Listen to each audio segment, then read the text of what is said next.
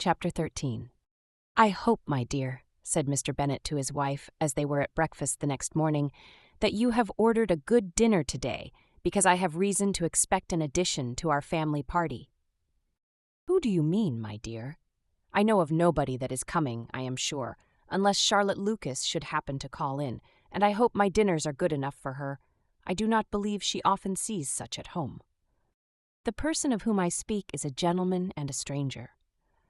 Mrs. Bennet's eyes sparkled. "A gentleman and a stranger.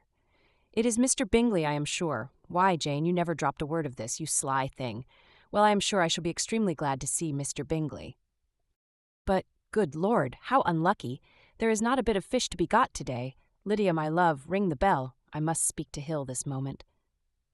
"It is not Mr. Bingley," said her husband. "It is a person whom I never saw in the whole course of my life." This roused a general astonishment, and he had the pleasure of being eagerly questioned by his wife and 5 daughters at once. After amusing himself some time with their curiosity, he thus explained. "About a month ago I received this letter, and about a fortnight ago I answered it, for I thought it a case of some delicacy and requiring early attention. It is from my cousin, Mr. Collins, who, when I am dead, may turn you all out of this house as soon as he pleases." "Oh, my dear," cried his wife, "I cannot bear to hear that mentioned. Pray do not talk of that odious man. I do think it is the hardest thing in the world that your estate should be entailed away from your own children, and I am sure, if I had been you, I should have tried long ago to do something or other about it." Jane and Elizabeth attempted to explain to her the nature of an entail. They had often attempted it before, but it was a subject on which Mrs. Bennet was beyond the reach of reason, and she continued to rail bitterly against the cruelty of settling an estate away from a family of 5 daughters in favor of a man whom nobody cared anything about.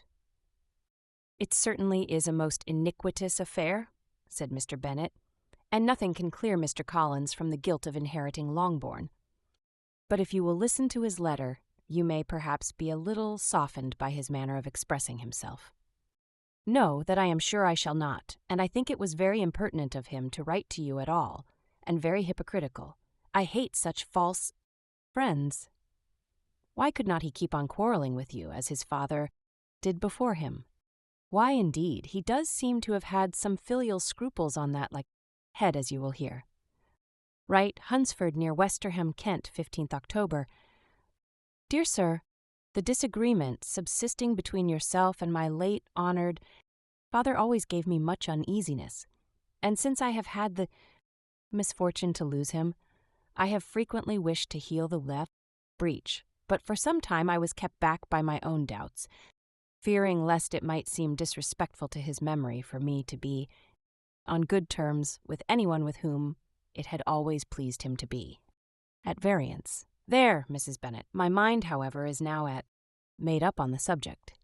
For having received ordination at Easter, I have been so fortunate as to be distinguished by the patronage of the Right Honourable Lady Catherine de Bourgh, widow of Sir Louis de Bourgh, whose bounty and beneficence has preferred me to the valuable rectory of this parish, where it shall be my earnest endeavour to demean myself with grateful respect towards her ladyship, and be ever ready to perform those rites and ceremonies which are instituted by the Church of England.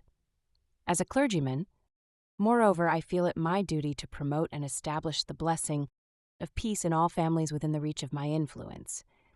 And on these grounds I flatter myself that my present overtures of good will are highly commendable, and that the circumstance of my being next in the entail of Longbourn estate will be kindly overlooked on your side, and not lead you to reject the offered olive branch. I cannot be otherwise than concerned at being the means of injuring your amiable daughters, and beg leave to apologize for it, as well as to assure you of my readiness to make them every possible amends, but of this hereafter. If you should have no objection to receive me into your house, I propose myself the satisfaction of waiting on you and your family. Monday, November 18th by 4 o'clock, and shall probably trespass on your hospitality till the Saturday se'nnight following, which I can do, without any inconvenience, as Lady Catherine is far from objecting to my occasional absence on a Sunday, provided that some other clergyman is engaged to do the duty of the day. I remain, dear sir, with respectful compliments to your lady and daughters, your well-wisher and friend, William Collins. At 4 o'clock, therefore, we may expect this peacemaking gentleman, said Mr. Bennet as he folded up the letter. He seems to be a most conscientious and polite young man, upon my word, and I doubt not will prove a valuable acquaintance, especially if Lady Catherine should be so indulgent as to let him come to us again.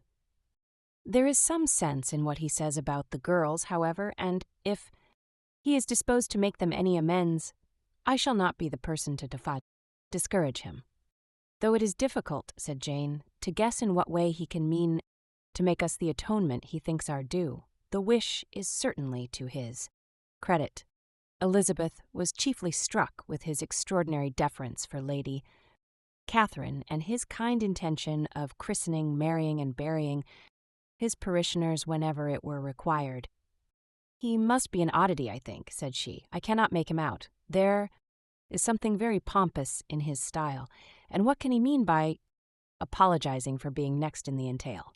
We cannot suppose he would help it if he could. Can he be a sensible man, sir? No, my dear, I think not. I have great hopes of finding him quite the reverse. There is a mixture of servility and self-importance in his letter which promises well. I am impatient to see him. In point of composition, said Mary, his letter does not seem defective.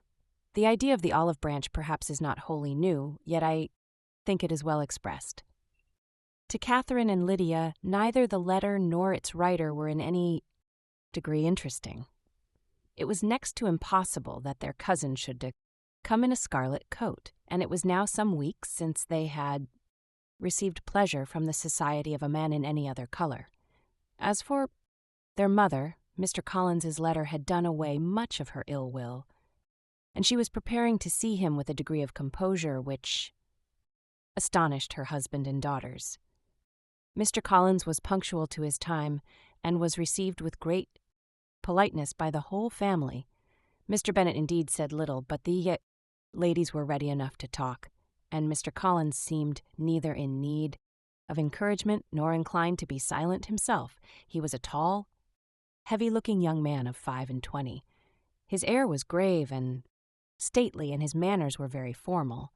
He had not been long seated before he complimented Mrs. Bennet on having so fine a family of daughters, said he had heard much of their beauty, but that, in this instance, fame had fallen short of the truth, and added that he did not doubt her seeing them all in due time well disposed of in marriage. This gallantry was not much to the taste of some of his hearers, but Mrs.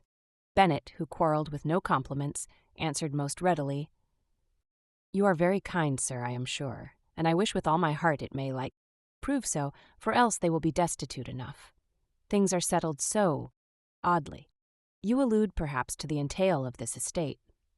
"Ah, sir, I do indeed. It is a grievous affair to my poor girls, you must confess. Not that I mean to find fault with you for such things. I know are all chance in this world. There is no knowing how estates will go when once they come to be entailed.